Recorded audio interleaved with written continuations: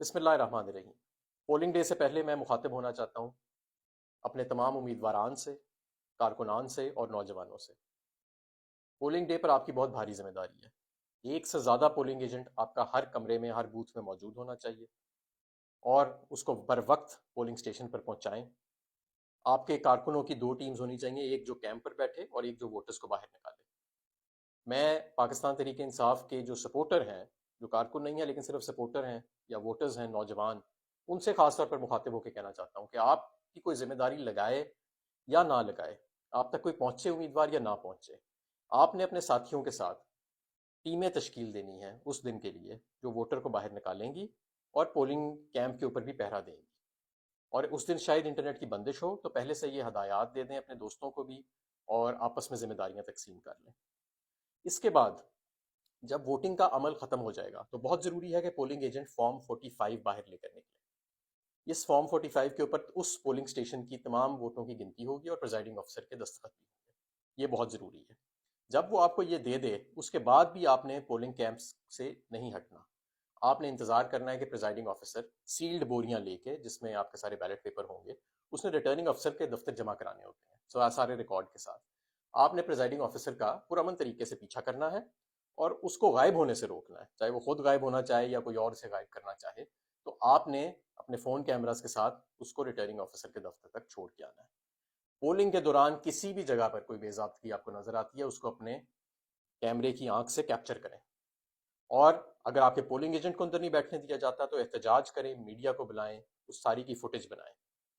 میں یہاں پر جو پریزائڈنگ آفیسرز ہیں، جو انتخابی عمل کے اندر عملہ استعمال ہو رہا ہے، میں ان سے بھی مخاطب ہونا چاہتا ہوں کہ یہ الیکشن پاکستان کا الیکشن ہے اور یہ ایک بڑی پاکیزہ اور مقدس ڈیوٹی ہے جو آپ سر انجام دینے جا رہے ہیں۔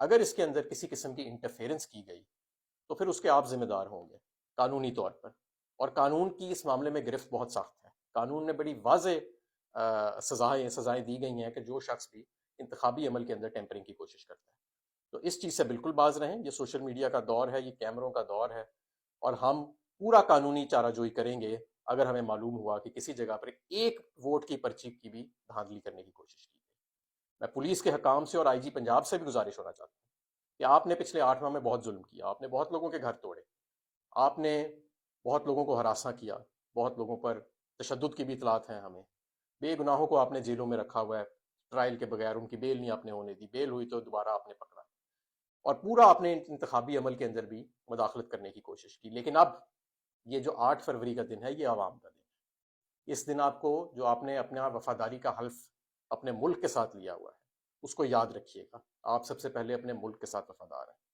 تو لہٰذا اپنی ڈیوٹی قانون اور آئین کے مطابق پرفارم کریں۔ انتخابی عمل کے اندر مداخلت کا سوچیے گا بھی مت۔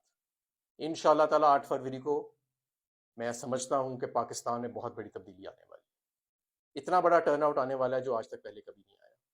میں یہ بھی جانتا ہوں کہ جتنے انہوں نے دھاندلی کے منصوبے بنائے ہیں وہ سب ناکارہ ہو جائیں گے، میرا پورا یقین ہے، کیونکہ اتنا زیادہ ٹرن آؤٹ جو ہے وہ باہر نکلنے والا ہے۔